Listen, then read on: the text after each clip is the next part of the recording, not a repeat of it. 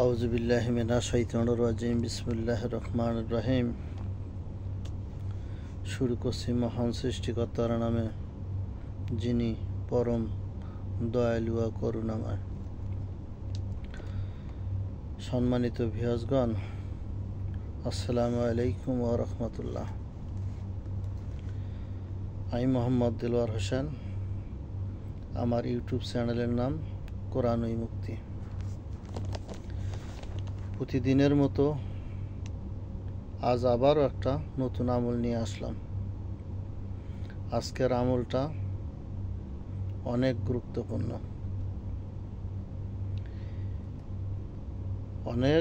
গুরুত্বপূর্ণ, একটা আমল নিয়ে আসলাম। আজকের আমলটা হচ্ছে, যে সমস্ত রোগীদের সাপ জিন মানে সর্পজিন আক্রান্ত করে, সর্প বা সাপজিন যে রোগীগুলিকে আক্রান্ত করে, সেই রোগীগুলোর কিভাবে চিকিৎসা দেবেন সেটাই আজকে আমি খুলে খুলে বলবো ইনশাআল্লাহ।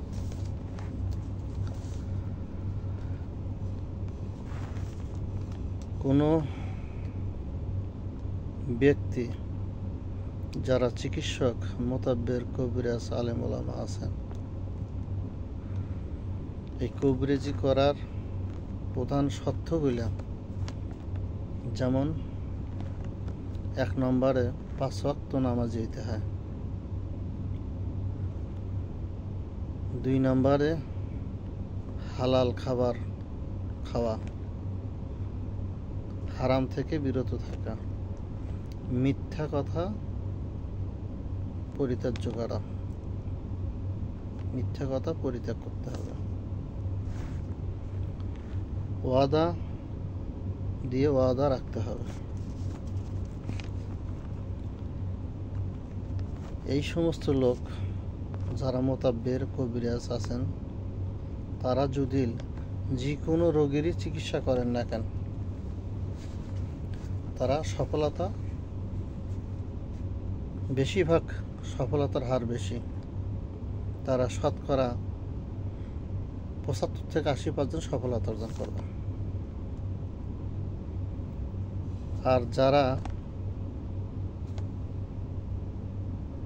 সত্যবাদী না, মিথ্যার আশ্রয় নেয়, ধোঁকাবাজি, তান্ত্রিক কবিরাজ, কুফরি কবিরাজ, ব্ল্যাক ম্যাজিক করে, জাদুটোনা করে, এই সমস্ত কবিরাজরা ক্ষণিকের জন্য হয়তো তাদের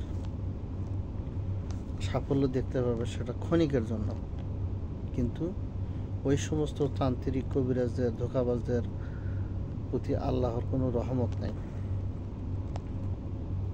অতএব যারাই চিকিৎসার লাইনে থাকতে চান, এই আধ্যাত্মিক জগৎ, কবিরাজি জগৎটা আধ্যাত্মিক জগৎ, রুহানি জগৎ, যার যত রুহানি পাওয়ার বেশি, সে তত সফলতা অর্জন করবে চিকিৎসা ক্ষেত্রে, এই রুহানি জগৎ।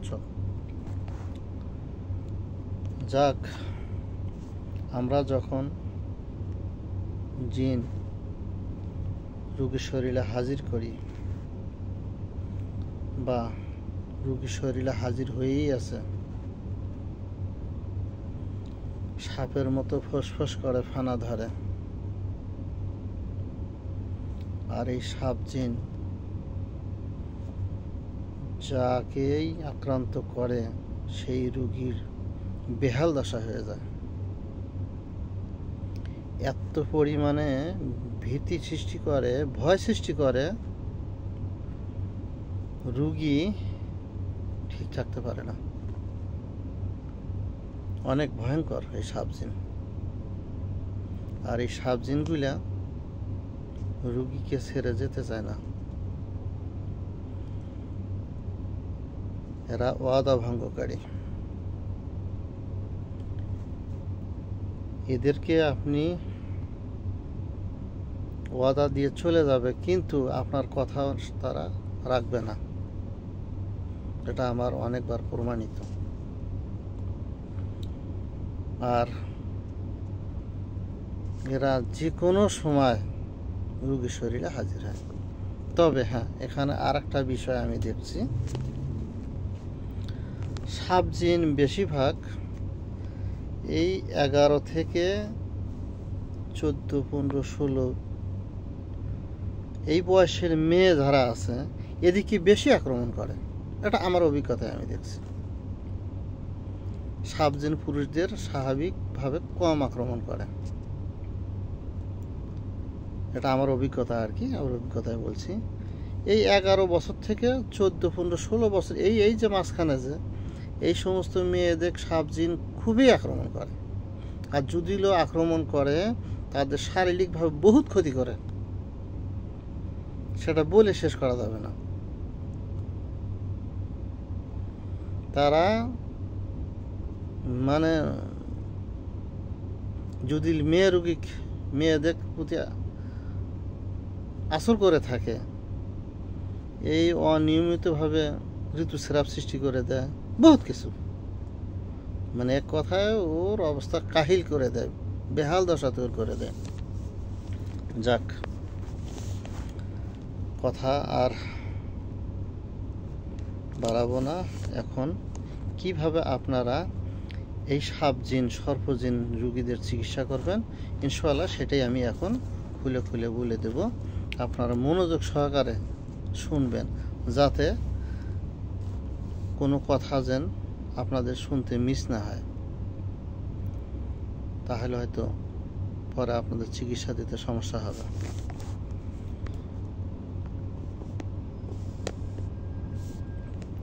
এই রোগীর চিকিৎসা করতে হলে সর্বপ্রথম 3 বার দরুদ শরীফ পাঠ করবেন। সর্বপ্রথম 3 বার দরুদ শরীফ পাঠ করবেন।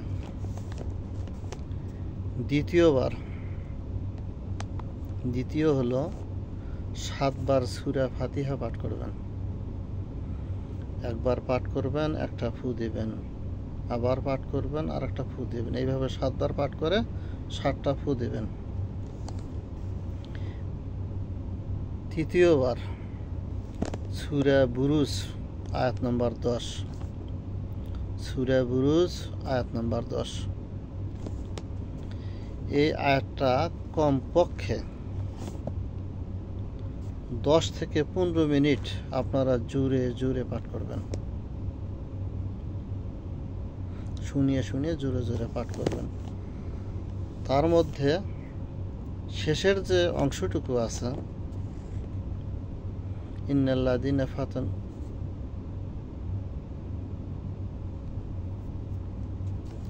শেষের যে অংশটুকু আছে, ইন্নাল্লাযীনা ফাতানুল মুমিনাল মুমিনাতি সুম্মা লাম ইয়াতু ফালাহুম আযাবুন জাহান্নাম ওয়া লাহুম আযাবুল হারিক, শেষের অংশটুকু একাধিকবার বারবার বলতে হবে, 5 বার 7 বার 10 বার বেশি করে বলতে হবে শেষের অংশটুকু। আপনার তো প্রথম দিয়ে শুরু করলেন একটা, কিন্তু শেষের অংশটুকু এইভাবে পাঠ করবেন। আযাবুল জাহান্নামা আযাবুল হারিক, আযাবুল জাহান্নামা আযাবুল হারিক, আযাবুল জাহান্নামা আযাবুল হারিক, আযাবুল হারিক, আযাবুল হারিক, আযাবুল হারিক, আযাবুল জাহান্নামা আযাবুল জাহান্নামা, আযাবুল জাহান্নামা আযাবুল হারিক, আযাবুল, এটা বেশি বেশি পাঠ করবেন। এইভাবে মোট সূরা বুরুজের 10 লং আয়াত এবং শেষের অংশটা একাধিকবার করে পাঠ করা, এটা 10 থেকে 15 মিনিট পাঠ করবেন। এটা তৃতীয় নাম্বার গেল। চতুর্থ নাম্বার হইল সূরা নেসা। সূরা নেসা আয়াত নম্বর 76, সূরা নেসা আয়াত নম্বর 76, এটা কমপক্ষে আপনার 15 থেকে 20 মিনিট পাঠ করবেন, জোরে জোরে শুনিয়ে শুনিয়ে বলবেন, কাছে যা বলবেন, কানের কাছে বা মুখে কাছে কাছে যাবেন, রোগীর কাছাকাছি যা জোরে জোরে পাঠ করবেন।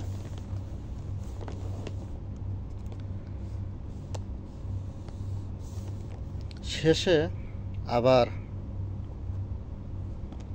7 বার দরুদ শরীফ পাঠ করবেন।